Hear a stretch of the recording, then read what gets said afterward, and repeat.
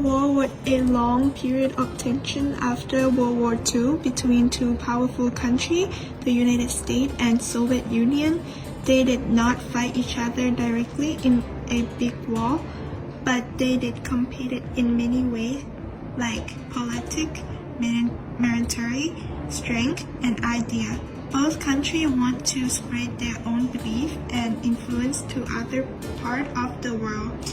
This conflict was important because it affects so many countries' relationships, caused many smaller conflicts, and shaped world history for many years. Before the Cold War began, the United States and Soviet Union were allies. During World War II, they worked together because they shared the same enemy, Nazi Germany. The main goal at that time was to win the war, but they put aside their political differences. However, the cooperation was only temporary.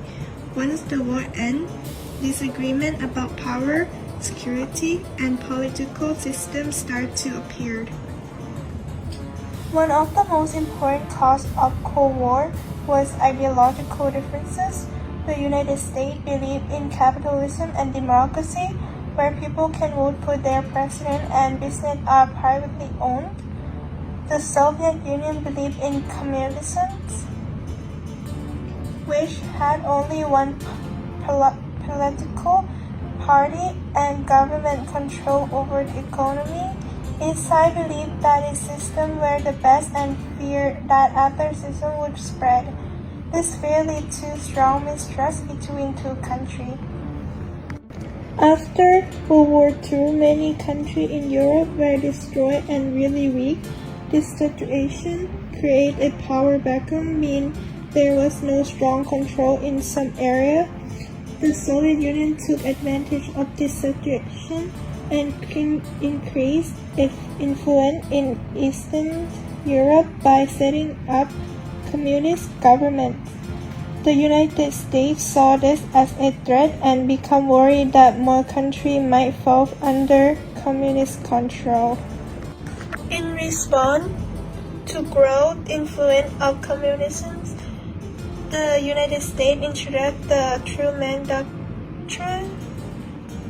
This policy promised help to countries that were being threatened by communism, especially in Europe. At the same time, the Marshall Plan was created to give financial support to rebuild European economies after the war. The United States believed that strong economy would help prevent the spread of communism. However, the Soviet Union rejected the Marshall Plan because it believed the plan was a way for U.S. to control other countries. The Soviet Union viewed American post-war aid with deep suspicion. Stalin believed the Marshall Plan was not purely economic support, but an attempt by the United States to spread capitalism and gain influence over Europe. In response, the USSR established Cominform in 1947, which coordinated communist parties across Eastern Europe and ensured political loyalty to Moscow. This was followed by Comecon, an economic organization designed to link communist states together and prevent reliance on Western aid. These actions rejected Western influence and reinforced socialist tradition. As a result, Europe became increasingly divided into two opposing blocs, marking a clear escalation in Cold War tensions. Berlin quickly became a symbol of Cold War conflict. Although the city was located within Soviet-controlled East Germany, it was divided between the Allied powers. In 1948, the Soviet Union introduced the Berlin Blockade, cutting off all land access to West Berlin in an attempt to force the Western Allies to leave the city. Instead of responding militarily, the United States and its allies organized the Berlin Airlift, supplying food and fuel to West Berlin by air for nearly a year.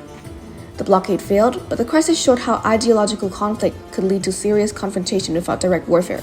Berlin became a lasting symbol of Cold War division. Historians disagree on who was mainly responsible for the start of the Cold War. The Orthodox interpretation argues that the Soviet Union caused the conflict through its expansion into Eastern Europe and its refusal to allow free elections. From this perspective, American actions were defensive. In contrast, the revisionist interpretation places greater responsibility on the United States, arguing that it used economic power, particularly the Marshall Plan, to dominate post-war Europe. By comparing these two viewpoints, it becomes clear that the Cold War developed due to mutual suspicion and competing interests, rather than the actions of one single country.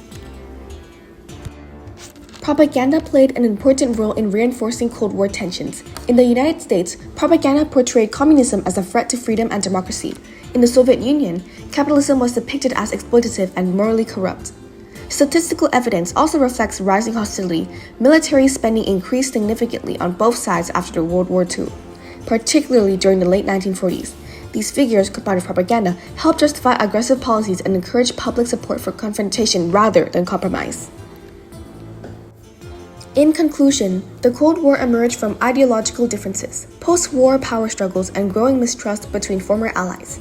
Soviet responses to American policies, along with events such as the Berlin blockade, show how cooperation quickly turned into confrontation.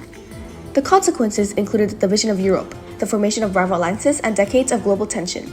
Overall, the Cold War did not begin with a single event, but for a series of actions and reactions that steadily escalated conflict between the two superpowers. Some people said the Cold War ended in 1991, but did it really end?